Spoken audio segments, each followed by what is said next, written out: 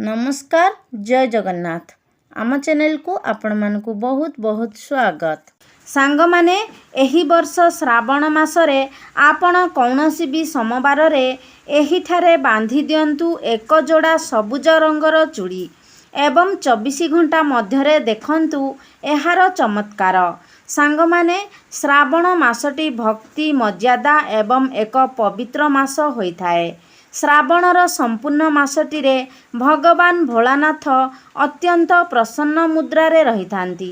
एमिति माना जाइथाए कि श्रावणर संपूर्ण मासटी रे भगवान भोलाशंकरंकर पूजा पाठ करिबा द्वारा भगवान भोलानाथ बहुत शीघ्र ही प्रसन्न होइथांती।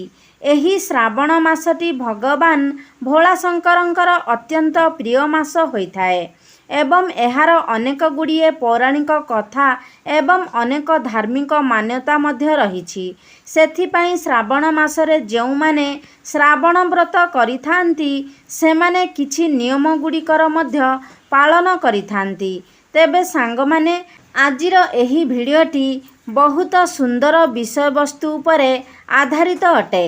सेथिपाई एही भिडियोटी को निजर फायदा पाई आपण शेष पर्यंत निहाती देखंतु एवं जदि आपण माने भगवान शिव शंकरंकर परम भक्त होइथांती भगवान शिवं को विश्वास और भक्ति करुथांती तेबे भिडियोटी को लाइक करी चैनल टी को सब्सक्राइब करी दियंतु एवं कमेंट बॉक्स रे हर हर महादेव निश्चय लिखंतु। सांग माने आपण माने जानती जे पौराणिक कथा अनुसार आमर समुद्र मंथन होइथिला एवं एही समुद्र मंथन श्रावण मासरे होइथिला। तो एही श्रावण मासरे माँ लक्ष्मींकर मध्य उत्पन्न होइथिला एवं आपण माने जानती जे माँ लक्ष्मी को धनर देवी बोली कुहा जाइथाए। एही श्रावण मासरे भगवान भोलानाथ भूलोक को आसीथांती एवं जेउ मानक गृहरे भगवान शिव शंकरंकर पूजा करा जाउथाए श्रावण मासर व्रत पालन करा जाइथाए सेही घर को भगवान शिवंकर आगमन होइथाए। एही मासरे भगवान विष्णु जोग निद्रारे चली जाइथांती एवं सृष्टिर संपूर्ण कार्यभार भगवान भोलाशंकरंक उपरे रहिथाए। तेबे आजिर एही भिडियो रे आमे जानिबा श्रावण मासरे केउ वृक्षरे आपण 2 जोड़ा सबुज चूड़ी बांधिबा द्वारा आपणकर समस्त मनस्कामना शीघ्र पूर्ण होइथाए। एहा सहित आपणकर आगामी समय सुखरे कटिबा सहित जीवनर समस्त समस्या दूर हो जाइथाए। सांग माने भगवान भोलाशंकरंकु 3टी गछ अत्यंत प्रिय होइथाए एवं एही 3टी गछ को पूजा करिबा आपणकु भगवान भोलाशंकरंकु पूजा करिबा सह समान फल प्राप्ति होइथाए। शास्त्र रे एहा मध्य उल्लेख रहिछि जे भूलोकर मंगल साधना पाई एही वृक्ष रूपरे भगवान भोलाशंकर एवं माँ पार्वती भूलोकरे अवतीर्ण होइछंती। सांग माने सबुज रंगटी को सौभाग्य एवं उल्लासर प्रतीक बोली माना जाइथाए जहा आमर मन को शीघ्र आनंदित करिथाए। सबुज रंग को प्रकृतिर स्वरूप बोली माना जाइथाए एवं माँ पार्वती ही प्रकृति अटंती एवं भगवान भोलाशंकरंकु पुरुष बोली माना जाइथाए। श्रावण मासरे भगवान शिव शंकरंकु चढ़ा जाउथिबा बेलपत्र दुब एवं भांग ए सबु किछि सबुज रंगर होइथाए। भगवान भोलाशंकर सबुज रंग द्वारा अति शीघ्र ही प्रसन्न हो जाइथांती। श्रावण मासरे जेउ नारी सबुज रंगर चूड़ी पिंधि थांती सबुज रंगर वस्त्र धारण करिथांती सेही नारी को अखंड सौभाग्य प्राप्ति होइथाए। सेथिपाई कुहा जाइथाए कि सधवा नारी माने एही श्रावण मासरे सबुज रंगर वस्त्र एवं सबुज रंगर चूड़ी धारण करिबा उचित। विशेष करी जेउ माने श्रावण व्रत करिथांती सोमवारर व्रत पालन करिथांती सेमाने विशेष करी सबुज रंगर वस्त्र धारण करिबा उचित। आपण माने केबे भी लाल रंग किंबा कला रंग एवं धला रंगर वस्त्र धारण करंतु नाही। एही रंग गुड़िक द्वारा ମହାଦେବ କ୍ରୋଧିତ ହୋଇଯାଇଥାନ୍ତି। ତେବେ ସାଙ୍ଗମାନେ, ସବୁଜ ରଙ୍ଗର ଚୁଡ଼ି ବାନ୍ଧିବା ଉପାୟଟି ଯଦି ଆପଣ ଗୋଟିଏ ସୋମବାର ବି କରିନିଅନ୍ତି ତ ଆପଣଙ୍କର ଜନ୍ମ ଜନ୍ମାନ୍ତରର ଦାରିଦ୍ରତା, ଗରିବୀ ଦୂର ହୋଇଯାଇଥାଏ ଏବଂ ଆପଣଙ୍କର ସମସ୍ତ ମନସ୍କାମନା ମଧ୍ୟ ପୂର୍ଣ୍ଣ ହୋଇଯିବ। ତ ସାଙ୍ଗମାନେ, ପ୍ରଥମ ବୃକ୍ଷଟି ହେଉଛି ଶମୀ ବୃକ୍ଷ। ଧ୍ୟାନର ସହିତ ଆପଣ ଏହି ଶମୀ ବୃକ୍ଷ ବିଷୟରେ ଶୁଣନ୍ତୁ। ଶମୀ ବୃକ୍ଷଟିକୁ ଭଗବାନ ଭୋଳାଶଙ୍କର ଏବଂ ମା ପାର୍ବତୀଙ୍କର ମିଶ୍ରିତ ସ୍ୱରୂପ ବୋଲି ମାନାଯାଏ। ସେଥିପାଇଁ ଶମୀ ବୃକ୍ଷକୁ ଉମା ମହେଶ୍ୱର ବୃକ୍ଷ ବୋଲି ମଧ୍ୟ କୁହାଯାଇଥାଏ। ସମ୍ପୂର୍ଣ୍ଣ ଶ୍ରାବଣ ମାସରେ ଶମୀ ବୃକ୍ଷରେ ଭଗବାନ ଭୋଳାଶଙ୍କର ଏବଂ ମା ପାର୍ବତୀଙ୍କର ବାସ ହୋଇଥାଏ ବୋଲି ମାନାଯାଇଥାଏ। ଶ୍ରାବଣ ମାସରେ ଆପଣ ସନ୍ଧ୍ୟା ସମୟରେ ଶମୀ ବୃକ୍ଷକୁ ଛୁଇଁବା ଦ୍ୱାରା ଆପଣଙ୍କର ସମସ୍ତ ପାପ, ଦୋଷ, କଷ୍ଟର ନିବାରଣ ହୋଇଥାଏ। ଏହାଛଡ଼ା ଶ୍ରାବଣ ମାସରେ ଯଦି ଆପଣ ଶମୀ ବୃକ୍ଷର ମୂଳରେ କଞ୍ଚା କ୍ଷୀର ଅର୍ପଣ କରନ୍ତି ତ ଆପଣଙ୍କ ଉପରେ ଭଗବାନ ଭୋଳାଶଙ୍କର ଅତି ଶୀଘ୍ର ପ୍ରସନ୍ନ ହୋଇଥାନ୍ତି। ଏହା ସହିତ ଆପଣଙ୍କୁ ମା ପାର୍ବତୀଙ୍କର ଆଶୀର୍ବାଦ ମଧ୍ୟ ପ୍ରାପ୍ତି ହୋଇଥାଏ। ସାଙ୍ଗମାନେ, ଯେତେବେଳେ ରାମଚନ୍ଦ୍ର ଲଙ୍କା ଉପରେ ଆକ୍ରମଣ କରିଥିଲେ ତ ତା ପୂର୍ବରୁ ଭଗବାନ ରାମଚନ୍ଦ୍ର ଶମୀ ଗଛର ପୂଜା କରିଥିଲେ। ପାଣ୍ଡବମାନେ ମଧ୍ୟ ନିଜର ଦିବ୍ୟ ଅସ୍ତ୍ରଶସ୍ତ୍ରଗୁଡ଼ିକୁ ଶମୀ ଗଛ ନିକଟରେ ଲୁଚାଇକି ରଖୁଥିଲେ। ଯେଉଁ ଗୃହରେ ଶମୀ ବୃକ୍ଷ ରହିଥାଏ ସେହି ଗୃହର ଅନେକ କଲ୍ୟାଣ ସାଧିତ ହୋଇଥାଏ ଏବଂ ସେହି ଗୃହରେ ସମସ୍ତ ପ୍ରକାରର ଭୌତିକ ସୁଖର ବାସ ହୋଇଥାଏ।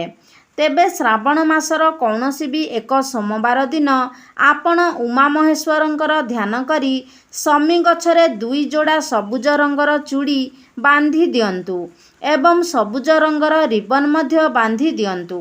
ଏବଂ ଯଦି ଆପଣଙ୍କ ପାଖରେ କୌଣସି ବି ସବୁଜ ରଙ୍ଗର ଶୃଙ୍ଗାର ଦ୍ରବ୍ୟ ଥାଏ ତେବେ ତାହାକୁ ମଧ୍ୟ ଆପଣ ଶମୀ ଗଛ ମୂଳରେ ଭେଟ କରନ୍ତୁ। ଏହି ଉପାୟ ପାଳନ କରିବା ଦ୍ୱାରା ଆପଣଙ୍କର ସମସ୍ତ ପ୍ରକାରର ମନସ୍କାମନା ପୂର୍ଣ୍ଣ ହୋଇଥାଏ।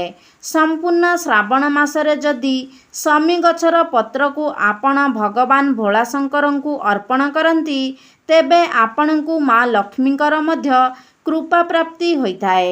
ଆପଣଙ୍କର ଯଦି ଧନଜନିତ ସମସ୍ୟା ଲାଗି ରହୁଥାଏ ତେବେ ତାହା ଦୂର ହୋଇଯାଇଥାଏ।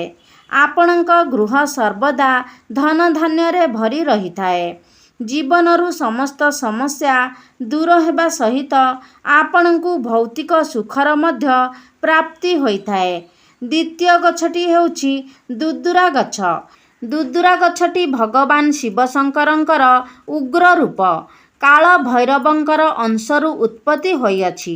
ଏମିତି ମାନ୍ୟତା ରହିଛି ଯେ ଯଦି ଆପଣ ଶିବଲିଙ୍ଗରେ ଦୁଦୁରା ଫୁଲ, ଫଳ ଏବଂ ପତ୍ରକୁ ଅର୍ପଣ କରନ୍ତି ତେବେ ଆପଣଙ୍କର କୁଣ୍ଡଳୀରେ ରାହୁ, କେତୁ ଏବଂ ଶନିଙ୍କର ଦଶା ସମାପ୍ତ ହୋଇଥାଏ। ପାପ ଗ୍ରହମାନଙ୍କର କୁପ୍ରଭାବ ସମାପ୍ତ ହୋଇଯାଇଥାଏ। ତ ଶ୍ରାବଣ ମାସର କୌଣସି ବି ସୋମବାର ଦିନ ଯଦି ଆପଣ ଦୁଦୁରା ଗଛରେ 2 ଯୋଡ଼ା ସବୁଜ ରଙ୍ଗର ଚୁଡ଼ି ବାନ୍ଧି ଦିଅନ୍ତି ତେବେ ଆପଣଙ୍କୁ ଶତ୍ରୁ କଷ୍ଟରୁ, ଶତ୍ରୁ ପୀଡ଼ାରୁ ମୁକ୍ତି ମିଳିଥାଏ ଏବଂ ଆପଣଙ୍କର ଶତ୍ରୁମାନଙ୍କର ସର୍ବନାଶ ହୋଇଥାଏ। ଶ୍ରାବଣ ମାସର କୌଣସି ବି ଶନିବାର ଦିନ ଆପଣ କାଳ ଭୈରବଙ୍କର ଧ୍ୟାନ କରି ଦୁଦୁରା ଗଛରେ 2 ଯୋଡ଼ା ସବୁଜ ରଙ୍ଗର ଚୁଡ଼ି ବାନ୍ଧନ୍ତି ତେବେ ଆପଣଙ୍କ ଘରୁ ଭୂତ ପ୍ରେତର ସମସ୍ୟା ଦୂର ହୋଇଯାଇଥାଏ। ଏହା ବ୍ୟତୀତ ଯଦି ଆପଣ ଦୁଦୁରା ଚେରକୁ ଆପଣଙ୍କର ଘରର କୌଣସି ବି କୋଣରେ ଲୁଚାଇକି ରଖନ୍ତି ତେବେ ମଧ୍ୟ ଆପଣଙ୍କ ଗୃହରୁ ଭୂତ ପ୍ରେତର ବାଧା ଦୂର ହୋଇଯାଇଥାଏ। ତୃତୀୟ ଗଛଟି ହେଉଛି ବେଲ ଗଛ। ସାଙ୍ଗମାନେ, ଆମର ପୁରାଣ ଏବଂ ଶାସ୍ତ୍ରରେ ସ୍ପଷ୍ଟ ଭାବରେ ଉଲ୍ଲେଖ କରାଯାଇଛି ଯେ ବେଲ ଗଛଟି ମା ପାର୍ବତୀଙ୍କର ଝାଳରୁ ଉତ୍ପତ୍ତି ହୋଇଛି। ଯେତେବେଳେ ମା ପାର୍ବତୀଙ୍କର ଝାଳ ମନ୍ଦାର ଜଳ ପର୍ବତ ଉପରେ ପଡ଼ିଥିଲା ସେହି ଝାଳର ବୁନ୍ଦା ବେଲଗଛର ସ୍ୱରୂପ ଧାରଣ କରିଥିଲା। ଏମିତି ମାନ୍ୟତା ରହିଛି ଯେ ବେଲଗଛର ଦର୍ଶନ ମାତ୍ରେ ହିଁ ମନୁଷ୍ୟର ଅନେକ ପାପ ନଷ୍ଟ ହୋଇଯାଇଥାଏ ଏବଂ ବେଲଗଛକୁ ସ୍ପର୍ଶ କରିବା ଦ୍ୱାରା ଆପଣଙ୍କ ଜୀବନର ଅନେକ ଗୁଡ଼ିଏ ସମସ୍ୟା ଦୂର ହୋଇଯାଇଥାଏ। ସାଙ୍ଗମାନେ, ଶ୍ରାବଣ ମାସର ସମ୍ପୂର୍ଣ୍ଣ ମାସଟିରେ ବେଲଗଛର ମୂଳରେ ଭଗବାନ ବ୍ରହ୍ମାଙ୍କର ବାସ ହୋଇଥାଏ। ବେଲଗଛର ମଧ୍ୟଭାଗରେ ଭଗବାନ ବିଷ୍ଣୁ ତଥା ବେଲଗଛର ସମ୍ପୂର୍ଣ୍ଣ ଅଗରେ ଭଗବାନ ଶିବଶଙ୍କରଙ୍କର ବାସ ହୋଇଥାଏ। ଏପରି ମଧ୍ୟ ମାନାଯାଇଥାଏ ଯେ କୌଣସି ବି ବ୍ୟକ୍ତି ସମ୍ପୂର୍ଣ୍ଣ ଶ୍ରାବଣ ମାସରେ ବେଲଗଛର ପୂଜା କରିଥାନ୍ତି ଏବଂ ସକାଳ କିମ୍ବା ସନ୍ଧ୍ୟା ସମୟରେ ବେଲଗଛର ମୂଳରେ ଘିଅର ଦୀପ ପ୍ରଜ୍ୱଳନ କରିଥାନ୍ତି ତ ସେହି ବ୍ୟକ୍ତିଙ୍କୁ ତୀର୍ଥ ଜଳରେ ସ୍ନାନ କରିବା ସହିତ ସମାନ ଫଳ ପ୍ରାପ୍ତ ହୋଇଥାଏ। ଏବଂ ଶ୍ରାବଣ ମାସର କୌଣସି ବି ସୋମବାର ଦିନ ଯଦି ଆପଣ ବେଲଗଛ ମୂଳରେ କଞ୍ଚା କ୍ଷୀର ଅର୍ପଣ କରନ୍ତି ତେବେ ଆପଣଙ୍କୁ ଜୀବନର ଅନେକ ସମସ୍ୟାରୁ ମୁକ୍ତି ମିଳିଥାଏ। ତ ଆପଣମାନେ ଶ୍ରାବଣ ମାସର କୌଣସି ବି ସୋମବାର ଦିନ ସନ୍ଧ୍ୟା ସମୟରେ ବେଲଗଛରେ ଏକ ଯୋଡ଼ା ସବୁଜ ରଙ୍ଗର ଚୁଡ଼ି ବାନ୍ଧି ଦିଅନ୍ତୁ। ତେବେ ସନ୍ଧ୍ୟା ସମୟରେ ଏଥିପାଇଁ କାରଣ ସନ୍ଧ୍ୟା ସମୟରେ ଯଦି ଭଗବାନ ଶିବଶଙ୍କର ଏବଂ ମା ପାର୍ବତୀଙ୍କର ପୂଜା କରାଯାଇଥାଏ ତେବେ ପୂଜାର ପ୍ରଭାବ ଅନେକ ଗୁଣା ବଢ଼ିଯାଇଥାଏ, ଅର୍ଥାତ୍ ଆପଣଙ୍କର ମନସ୍କାମନା ଅତି ଶୀଘ୍ର ପୂର୍ଣ୍ଣ ହୋଇଯାଇଥାଏ। ତ ସନ୍ଧ୍ୟା ସମୟରେ ଆପଣ ବେଲଗଛ ମୂଳରେ ଏକ ଘିଅର ଦୀପ ପ୍ରଜ୍ୱଳନ କରି ତାପରେ ବେଲଗଛରେ ଏକ ଯୋଡ଼ା ସବୁଜ ରଙ୍ଗର ଚୁଡ଼ି ବାନ୍ଧି ଦିଅନ୍ତୁ। ଦେଖିବେ ବହୁତ ଶୀଘ୍ର ହିଁ ଆପଣଙ୍କର ମନସ୍କାମନା ପୂର୍ଣ୍ଣ ହୋଇଯିବ। ଏବଂ ଶ୍ରାବଣ ମାସରେ ଯେତେବେଳେ ଆପଣ ପ୍ରଭୁ ଭୋଳାଶଙ୍କରଙ୍କୁ ବେଲପତ୍ର ଅର୍ପଣ କରୁଛନ୍ତି କମ୍ ସେ କମ୍ 5ଟି ପତ୍ରକୁ ସମ୍ପୂର୍ଣ୍ଣ ଭାବରେ ପରିଷ୍କାର କରି ଧଳା ଚନ୍ଦନରେ ସେହି ପତ୍ର ଉପରେ ଶ୍ରୀରାମ ଲେଖି ସେହି ପତ୍ରକୁ ଭଗବାନ ଭୋଳାଶଙ୍କରଙ୍କୁ ଅର୍ପଣ କରନ୍ତୁ। ଏପରି କରିବା ଦ୍ୱାରା ଅତି ଶୀଘ୍ର ଆପଣଙ୍କ ଉପରେ ଭଗବାନ ଭୋଳାଶଙ୍କର ପ୍ରସନ୍ନ ହୋଇଥାନ୍ତି। ତ ସାଙ୍ଗମାନେ, ଶ୍ରାବଣ ମାସରେ ଏହି 3ଟି ବୃକ୍ଷ ମଧ୍ୟରୁ କୌଣସି ବି ଗୋଟିଏ ବୃକ୍ଷରେ ଆପଣ ବାନ୍ଧି ଦିଅନ୍ତୁ ଏକ ଯୋଡ଼ା ସବୁଜ ରଙ୍ଗର ଚୁଡ଼ି। ଅତି ଶୀଘ୍ର ହିଁ ଆପଣଙ୍କର ମନସ୍କାମନା ପୂର୍ଣ୍ଣ ହୋଇଯିବ ଏବଂ ଆପଣଙ୍କୁ ଭୋଳାଶଙ୍କରଙ୍କର ବିଶେଷ କୃପା ମଧ୍ୟ ପ୍ରାପ୍ତି ହେବ। ତେବେ ସାଙ୍ଗମାନେ, ଆଶା କରୁଛି ଆଜିର ଏହି ଭିଡ଼ିଓଟି ଆପଣମାନଙ୍କୁ ନିଶ୍ଚୟ ଭାବରେ ଭଲ ଲାଗିଥିବ। ଯଦି ଭଲ ଲାଗିଛି ତାହେଲେ ଲାଇକ୍ କରିବେ, ସେୟାର କରିବେ। ଆମ ଚ୍ୟାନେଲକୁ ଯଦି ସବସ୍କ୍ରାଇବ୍ କରିନାହାନ୍ତି ତାହେଲେ ସବସ୍କ୍ରାଇବ୍ କରିଦେବେ। ସର୍ବେ ଭବନ୍ତୁ ସୁଖିନଃ। ଧନ୍ୟବାଦ।